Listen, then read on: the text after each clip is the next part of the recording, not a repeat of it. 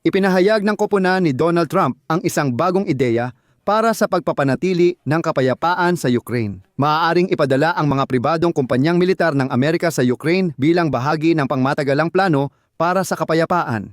Ayon sa The Telegraph, nakikipag-usap si Donald Trump sa mga kaalyado sa Europa tungkol sa pagpayag sa mga armadong kontratista mula Amerika na tumulong magtayo ng mga kuta para protektahan ang interes ng Amerika sa Ukraine. Ang plano ay binubuo bilang alternatibong paraan matapos mangako ang presidente ng Amerika na hindi magpapadala ng mga sundalong Amerikano sa Ukraine.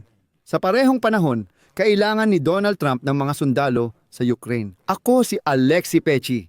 Ngayon, Agosto 30 sa kalendaryo.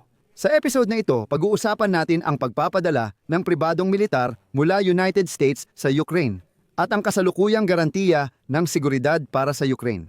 Hindi lang sa papel, kundi sino talaga ang nagmumungkahi at paano ito gagana sa aktwal. Bago tayo magsimula, hinihiling ko sa inyo na mag-subscribe sa channel na ito, mag-like, mag-iwan ng kahit anong komento sa video na ito, at siguraduhing mag-subscribe din sa aking Telegram channel na Pechi News. Ang link nito ay nasa deskripsyon ng video na ito. Doon kami naglalathala ng mga balitang mabilis naming natatanggap.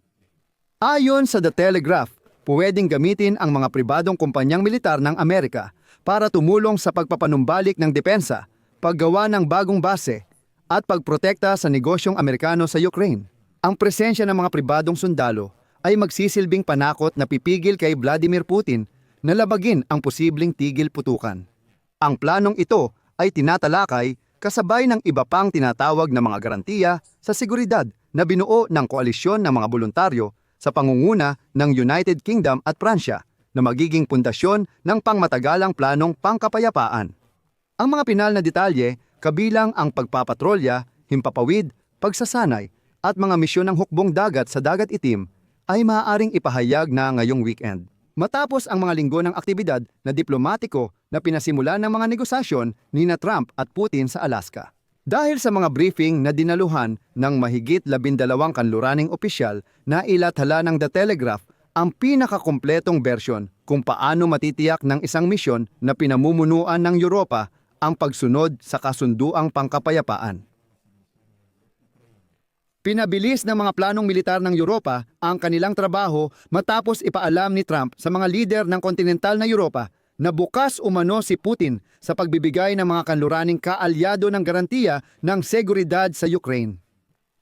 Ipinahayag ng Amerikanong punong komandante ang kahandaang suportahan ang posibleng pinakamahalagang misyon sa ibang bansa mula noong digmaan sa Afghanistan at Iraq. Interesante ang kaso, babalikan natin. Ayon sa mga opisyal ng Europa, ang pangunahing paraan para maiwasan ang digmaan ay ang patuloy na pagpapanumbalik ng Armed Forces of Ukraine na naapektuhan ng labanan bilang anyo ng pagpigil. Ayon sa plano, ang mga pormasyon ng Ukraine ang magtatanggol sa pinatibay na hangganan ayon sa anumang kasunduang pangkapayapaan. Ang Armed Forces of Ukraine, ayon sa plano, ay rerearmasan at sasanayin ng mga kaalyadong Europeo sa NATO, halimbawa, Ukraine. Maaaring ipagpatuloy ng Ukraine ang pagbili ng mga sistemang Amerikano, tulad ng mga Patriot na anti-aircraft missile system o mga HIMARS na missile system, gamit ang pondo na ibinigay ng mga kaalyadong Europeo. Interesante dito na ang mga Amerikanong military contractor o pribadong military company ay pwedeng kunin para sa muling pagtatayo ng advanced na kuta at military base. Dito, gusto ni Trump ulitin ang senaryo ng Iraq at Afghanistan, kung saan hindi lang regular na armed forces ng Estados Unidos ang kasali, kundi pati mga pribadong military company na responsable sa logistics, engineering at iba pa. Ang presensya ng Amerikanong kontraktor sa Ukraine ay malaking suporta para sa mga bansang Europeo na nais makuha ang suporta ng Amerika sa kasunduang pangkapayapaan. Dito lumalabas ang issue ng kasunduan sa pagmimina ng mineral sa pagitan ng Estados Unidos at Ukraine. Sa Washington, may pahiwatig na ang mga armed military companies ng Estados Unidos ang maaaring gamitin para protektahan ang anumang hinaharap na pagmimina ng napakalaking reserba ng mineral at rare earth metals sa teritoryo ng Ukraine. Hindi gagamitin ang hukbong sandatahan ng Estados Unidos, pero mananatili pa rin ang mga Amerikano sa ibang paraan. May ilang bansa sa Europa na nagmungkahi ng demilitarisadong buffer zone para paghiwalayin ang puwersa ng Ukraine at Russia matapos ang labanan. Ngayong taon, kukuha ng obligasyon bilang taga-garantiya ng seguridad sa kasunduang pangkapayapaan. Malamang hihilingin ni Pangulong Volodymyr Zelensky ng Ukraine na maglagay ng tropang Europeo sa buffer zone. Iminungkahi ng Kremlin na maaaring kunin ng China ang obligasyon bilang taga-garantiya ng seguridad sa mga negosasyon para sa kasunduang pangkapayapaan. Ayon sa Financial Times, iminungkahi ni Trump sa pulong kasama ang mga lider ng Europa noong nakaraang linggo na ang mga tropang Chino ang dapat gawing peacekeeper sa Ukraine pagkatapos ng digmaan. Bagamat hindi sang-ayon ang Ukraine sa ganitong senaryo. Tungkol naman sa European contingent, ang mga puwersang pinamumunuan ng Europa ay maaaring ilagay sa loob ng Ukraine upang magbigay ng ikatlong linya ng depensa sakaling magpasya ang Russia na muling sumalakay. Alam natin na handa ang United Kingdom, Pransya, Alemanya, Belgium, mga bansa sa Baltics, Hilagang Europa at Scandinavia na magpadala ng sundalo sa Ukraine. Ang mga puwersang sumusuporta na ito ay ilalagay sa Ukraine sa loob lamang ng 5 hanggang 10 taon o hanggang sa makasiguro ang mga interesadong bansa na kayang ipagtanggol ng sandatahang lakas ng Ukraine ang kanilang sarili. Pinag-uusapan din ng mga bansang Europeo ang posibilidad ng pagpapatupad ng no-fly zone na magpapahintulot sa Ukraine na muling buksan ng may kumpiyansa ang mga ruta ng komersyal na eroplano. Maaaring gawin ang plano ng paunti-unti simula sa kanlurang bahagi ng Ukraine at unti-unting palalawakin ang sakop ng himpapawid hanggang sa maging sapat na ligtas ang buong bansa para sa mga komersyal na paglipad ng eroplano. Sa simula, ang misyon na gagamit ng kanluraning jet fighter at ground-based air defense system ay para buksan ang paliparan sa Lviv at iba pang paliparan sa kanlurang Ukraine. Pinag-uusapan din ang seguridad sa Dagat Itim. Batay sa plano, pamumunuan ng Turkiya ang misyon ng hukbong dagat sa Dagat Itim para tiyakin ang kaligtasan ng rutang pangkalakalan ng mga barkong papunta at palabas ng Ukraine. Ang misyon na sinusuportahan ng mga bansang nasa Dagat Itim tulad ng Bulgaria at Romania ay mangunguna rin sa mga gawain ng investigasyon. Ang misyon ng mga bansang nasa Dagat Itim tulad ng Bulgaria at Romania ang mangunguna sa investigasyon. Ililipat sa Ukraine ang lahat ng programa ng pagsasanay para sa mga sundalo ng sandatahang lakas ng Ukraine mula sa mga bansang Europeo. Pwedeng akuin ng Estados Unidos ang responsibilidad sa suportang material at teknikal.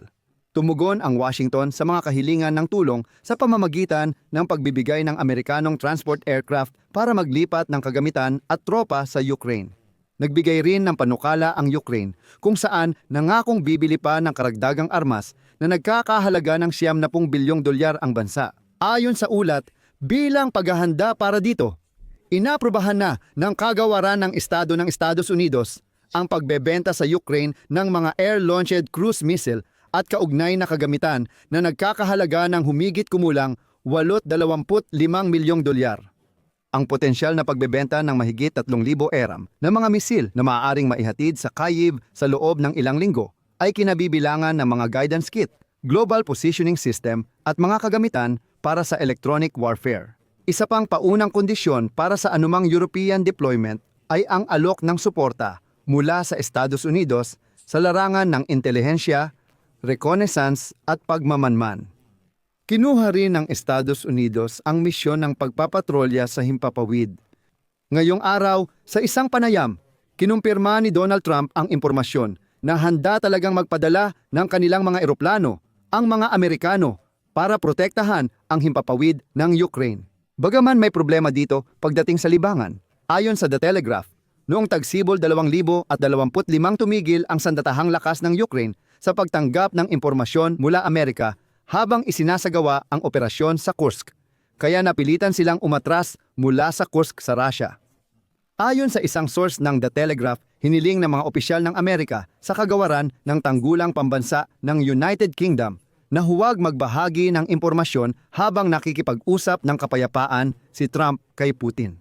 Bukod pa rito, iniulat na wala ring karanasan ang Europa sa pagko-coordinate ng malalaking misyon ng militar. Ang tungkuling ito ay pangunahing nakaatang sa mga Amerikanong general na may 4 na bituin.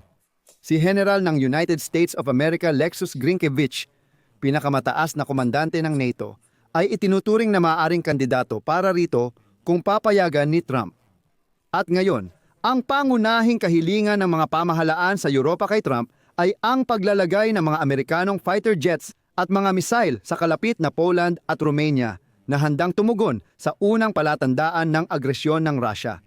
Naniniwala ang mga opisyal ng Europa na ang ganitong garantiya mula Washington ay magpapaisip muna sa Russia bago salakayin ang kanilang tropang nasa Ukraine.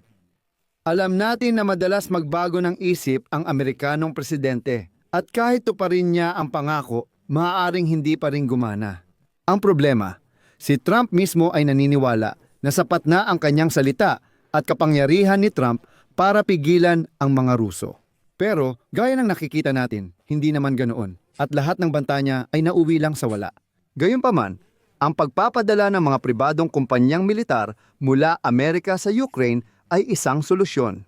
Dahil si Trump ay nagpapakalma rin sa mga mainit ang ulo mula sa kilusang Make America Great Again na sumisigaw na hindi dapat makialam ang mga Amerikano sa digmaang ito. At sa kabilang banda, tinitiyak pa rin nito ang presensya ng mga tropang Amerikano sa Ukraine para sa proteksyon, kabilang na ang sariling interes ng Amerika.